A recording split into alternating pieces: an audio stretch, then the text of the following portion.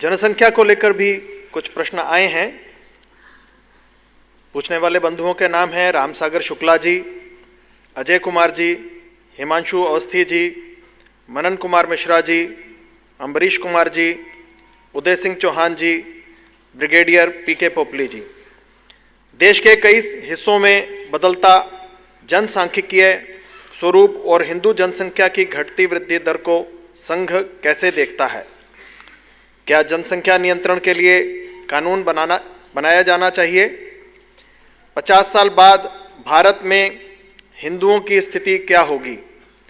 जनसंख्या से क्या विकास प्रभावित हो रहा है? संघ इसे कैसे देखता है?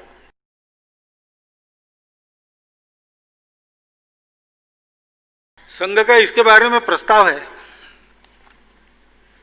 उसी का वर्णन मैं करता हूं।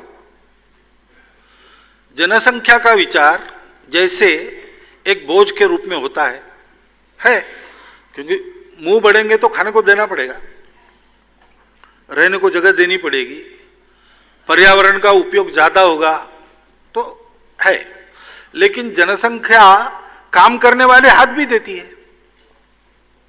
अभी भारत तरुणों का देश है, 56% शायद तरुण है, और हमको बड़ा गर्व है। दुनिया में सर्वाधिक तरुण देश भारत है। 30 साल के बाद यही तरुण बूढ़े हो जाएंगे, तब इनसे ज्यादा तरुणों की संख्या नहीं होगी तो भारत बूढ़ों का देश हो जाएगा, जैसे आज चीन का हुआ है। इसलिए जनसंख्या का विचार दोनों दृष्टि से करना चाहिए, और तात्कालिक नहीं, एक 50 साल का प्रोजेक्शन मन में लाकर ये सोचना चाहिए कि तब कितने लोगों को खिलाने की हमारी क्षमता होगी। रोटी, कपड़ा, मकान, स्वास्थ्य, शिक्षा, अतिथि सत्कार, ये जो गृहस्थ की आवश्यकताएं 6 रहती है, उसको देने की क्षमता हमारी क्या होगी? उस समय का भार अपना पर्यावरण कितना वहन कर सकेगा, कितनी उसकी क्षमता हम बढ़ा सकते हैं। उस समय ये सारा करने के लिए काम करने वाले हाथ हमको कितने चाहिए? और जनसंख्या चर्चा तो हम सब करते हैं, जन्म देने का काम माताओं को करना पड़ता है। तो वो माता हमारी कितनी सक्षम है, कितनी प्रबुद्ध है, कितनी स्वतंत्र है, उसके भरण पोषण की व्यवस्था उसके हाथ में कितनी है, ये सारा विचार करते हुए। और एक महत्व की बात दूसरे प्रश्न में जो पहले प्रश्न में ही आई है, डेमोग्राफिक बैलेंस। अब हम इसको माने न माने, ये महत्व की चीज तो सब जगह मानी जाती है, इसकी बात न करने वाले भी लोग हैं, लेकिन वो भी इसका महत्व तो समझते हैं। तो डेमोग्राफिक बैलेंस भी रहना चाहिए। इसको ध्यान में रखकर एक जनसंख्या के बारे में नीति हो। अभी नीति है, 2.1 संतान का वो पुरस्कार करती है, लेकिन फिर एक बार देखा जाए ये सारे अंग उसमें विचारित है कि नहीं, सुविचारित है कि नहीं, अगले 50 साल तक की स्थिति की कल्पना हुई कि नहीं, और वो नीति बने, और उस नीति में जो तय होता है वो सब पर समान रूप से लागू किया जाए, किसी को उसमें से छुट्टी ना हो।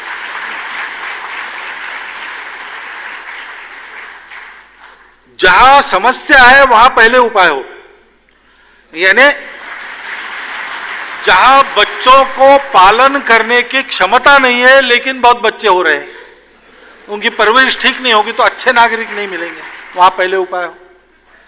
जहां ऐसा नहीं है वहां लागू तो करना है सब पर, उन पर भी, लेकिन थोड़ा बाद में किया तो भी चलेगा। लेकिन ये कानून बनाकर लागू करने से स्वीकार करेंगे लोग, ऐसा नहीं है। मैं स्वयं 1 साल सरकारी नौकरी में था और फैमिली प्लानिंग कैंपेन का वो पीक था, तो हम सब किसी भी डिपार्टमेंट को हमको ये काम करना पड़ता था। तब गांव-गांव में जाकर मैंने इसके लिए प्रचार किया है और देहातियों के प्रश्न सब सुने हैं। मन बनाना पड़ेगा, सबका मन बनाना पड़ेगा, धैर्य से सोचना, ठीक से सोचना, पूरा सोचना, सोचकर तय करना, जो तय किया है उसके बारे में जनता का मन बनाना और इसको समान रूप से सब पर लागू करना, ये होना चाहिए। उसके उपकारी होंगे, फायदे ही होंगे। और इसमें और एक बात ध्यान में रखनी चाहिए कि जन्म दर की एक बात है।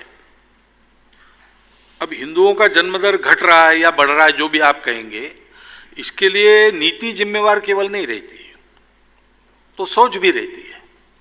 उचित सोच क्या हो परिवार में संतान, क्योंकि संतान कितनी ये केवल देश का प्रश्न नहीं, एक एक परिवार का भी प्रश्न है। तो उसका संतुलित विचार कैसे करना, इसका भी प्रशिक्षण समाज को मिलना चाहिए। लेकिन दूसरे दो बातें हैं, डेमोग्राफिक इम्बैलेंस मतांतरण के कारण भी होता है, घुसपैठ के कारण भी होता है। मतांतरण के बारे में मैं बोल चुका हूं। घुसपैठ ये सीधा सीधा अपने देश की संप्रभुता को आह्वान देने वाला विषय है, उसका कड़ाई से बंदोबस्त होना चाहिए।